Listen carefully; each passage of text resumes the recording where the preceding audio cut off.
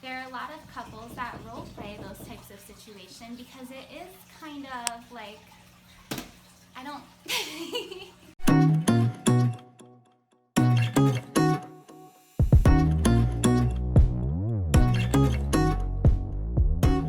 I really love to read. Like, I read all the time, and honestly, it's just good for my mental health. Like, I just need to read. The genres that I like, that I enjoy, are fantasy, fairy tales, romance, and horror.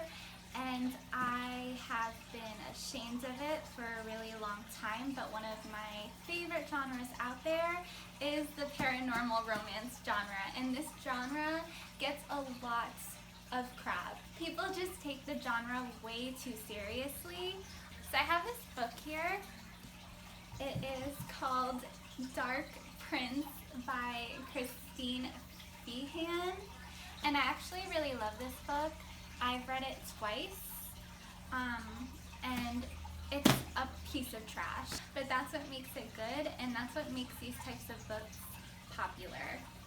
If you've read Twilight or seen any of the movies, it kind of has that same sort of like vampires and the same, what's it called? It has the same plot as Twilight, basically. So I feel like Stephenie Meyer may have gotten a little bit of inspiration from this book right here, because it is way too similar for her to not. So I keep seeing people, like especially on Goodreads and online and stuff, like criticizing the nature of the relationships in these types of books. And it's true that the relationships in these books are kind of toxic and that they're creepy and sometimes borderline abusive, but I would like to make the case that these books are just supposed to be different from real life relationships. In paranormal romance books, whether it's Mikhail, I can't pronounce his name in here, Mikhail from this book or Edward from Twilight, they are not like real life people. They're not like real life men. They're kind of like these perfect men that don't have any real negative personality traits. The negative personality traits that they have are really supposed to just add to the passion of the book. People criticize the relationship in these books, saying they're creepy or abusive. The relationships in paranormal romances are not supposed to be good, healthy relationships.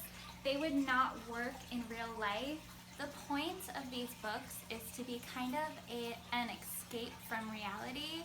It's not supposed to be an instruction manual for real life relationships. And I think that people take the dynamics of the relationships in these books way too seriously. I hear about people making fun of paranormal romance as a genre. What I hear is like, oh, that guy's so creepy, he doesn't respect her boundaries, like, she said no and he did it anyway, and like, the girl isn't independent enough and she doesn't have her own brain aside from the male protagonist. But like, that's the point. A lot of the times with paranormal romances specifically, it's a romance. Like, it's not just a book with a romantic subplot. The romance is supposed to be the main focus of the book. And for that reason, the characters usually don't get a whole lot of opportunities to grow. I do not recommend going out and finding a male love interest from a paranormal romance to start a real life relationship in. There are no real life problems that really get brought up in these books. There's never any problems with money. Like, I've read a lot of paranormal romance books, and there's always some like seemingly endless supply of money. Usually the male character is like centuries old and like super rich because he's like had so much income from like the centuries that he's been alive, or like the woman has a job but like for some reason she never seems to need to be there, so money never gets brought up. There's no bills to pay. No one ever has to go shopping for clothes because somebody is magic and they can just create clothes, or like there's an endless supply of money. and clothes just come from somewhere. Like, there is never any problems in these books. There's never any real life problems. And usually neither of them actually have very much in the way of friends and families and normal relationship. So for example, if a real life woman like myself wanted to go out and have fun with my friends that I don't actually have, if I wanted to go out and hang out with my friends in real life and I had a husband like one of the male protagonists in these books, he might be like, no, I don't want you to go because it's not safe and you're safer with me. And I would be like, man, chill out. Like, I should be able to go out and have fun with my friends. Like, what do you mean it's too dangerous? It wouldn't work in real life because I would just keep getting pissed off because my husband won't let me go anywhere or do anything. But in the book, it doesn't really present much of a problem because it's not real life and it's not a real life relationship. So the woman usually doesn't have friends and she doesn't have anywhere to go. Or there's like an evil monster on the loose that wants to kill her. So it kind of makes sense and you're kind of like agreeing with him. Like, yeah, you shouldn't go out there. Like, there's somebody hunting you. And that just doesn't apply in real life. The point is to escape from reality and like not think about your problems. When Edward creeps into Bella's room and watches her sleep in Twilight, I'm just using Twilight as an example because I feel like most people have read those books. There's a similar scene in this book where like the male protagonist kind of creeps into her room while she's asleep and touches her without like her consent. So a lot of people have problems with that because, you know, in our real life relationships, we appreciate consent and boundaries, and that's really, really important, and I'm not saying it's not, but it's supposed to be sexy in these books. Like, that's the point of it. And if you've noticed, while I personally would not feel comfortable with a strange man in my room, like touching me, there are a lot of couples that role play those types of situations because it is kind of like, there are couples that role play that kind of like, oh, strange man just broke into my house and like, oh no, like, what are you gonna do, strange man? But it would be scary if an actual strange man broke into your house. Another thing that you have to think about is, are you the target audience for these types of books? Like, when Twilight started becoming more popular, I was a 13-year-old girl. So I was the target audience for those books, and I really enjoyed them. And then all of these like grown men were on Facebook saying, oh, like, Twilight is so stupid. Oh, sparkly vampires. Oh, he's so creepy. And it's like, dude, you're not the target audience. Can teenage girls just have their thing? Can we just enjoy paranormal romances? Some of the things that some people have been saying in their reviews on Goodreads, it's just pointing out all of the cringe and the toxicity and the lack of consent and boundaries in the relationship. And it's like, well, that's the point. It's a trashy paranormal romance book. It's okay to like that stuff. It's okay to like trash sometimes. Sometimes we like trash. Like, I don't turn on 90 Day Fiancé and be like, oh, this is great. Like, this is great what I'm watching. Like, this is great for my brain cells. This is definitely goals for what I should want in my life. Like, no, I watch it because it's dumb. Like, and I'm not proud of that either. I haven't watched it in weeks.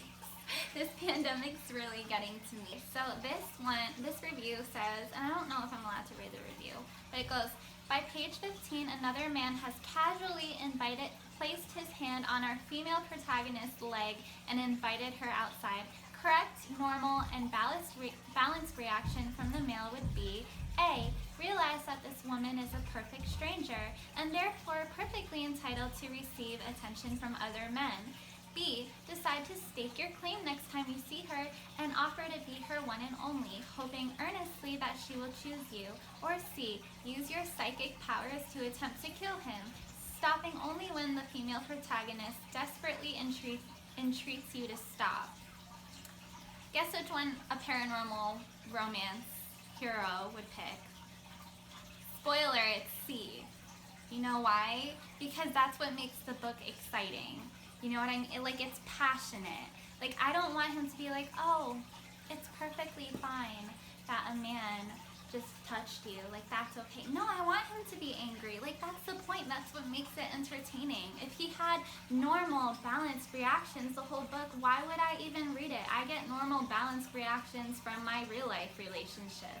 You know what I mean? Like, it's not exciting. Like, it's normal and it's good for a man to be to have normal and balanced reactions to things, and I'm not saying you should look for something else because that's not okay, but in a book it's exciting, like it's fun to read about. Another one, by page 11, she has decided that he is mega creepy and decides to escape. He psychically contacts her to tell her that he knows that she just wants to run away and it isn't going to fly, and that he can and will use his will on her. That sounds like psycho behavior. But this is our dreamy male protagonist here, so that's kind of the point. Now at this point, the correct response would be A, leave, B, tell him to get effed, and that if he so much as comes near you, you will scream bloody murder and have him arrested for assault. C, give the psychopath your full name and casually head back to dinner. Yeah, she picked C. It's supposed to be dumb. Whenever I watch horror movies, I always get really annoyed at the dumb idiot going down to the basement where the noises are coming from. But I know if that they just left the house and never came back and never saw what was in the basement, there wouldn't be a storyline. There is one review that said, I don't know how these powerful creatures keep getting caught, like these all-powerful creatures keep getting caught with their pants around their ankles all the time. It was actually true. Like, these guys in this book are supposed to be all-powerful and strong, and they have all these superpowers, and then, like, whenever there's danger, for whatever reason, they're completely helpless. It's dumb. It's dumb. I really don't know how to end my thoughts. I'm just kind of rambling. I don't even know if I'm going to post this. Paranormal romance is stupid. It's trashy. It's unrealistic. It's not a manual for real-life relationships. Please do not take relationship advice from these types of books. I have a very happy marriage. I promise you, I don't get my relationship advice from here. I'm sure there are plenty of great books about real-life relationships and real-life advice full of boundaries and consent, and nobody's acting creepy, and everybody's respecting the wishes. These are not those books.